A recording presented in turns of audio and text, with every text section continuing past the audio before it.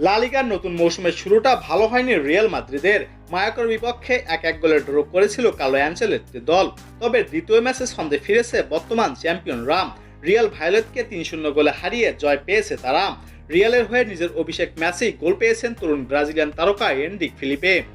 Santiago বার্নাগুতে 86 মিনিটে Kylian এমবাপ্পের বদলি হিসাবে খেলতে নেমে 96 মিনিটে গোল করেন এনরিক।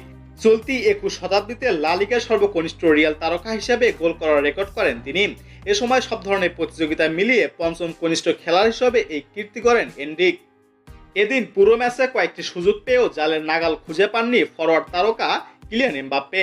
লা লিগায় 2 ম্যাচে খেলেও গোলশূন্য থাকলেন এই ফরাসি তারকা। 2 ম্যাচে 4 পয়েন্ট নিয়ে লা লিগার টেবিলে তৃতীয় স্থানে রিয়াল মাদ্রিদ। শীর্ষে থাকা বার্সেলোনা ও সেল্টা ভিগোর চেয়ে 2 পয়েন্ট পেছনে তারা।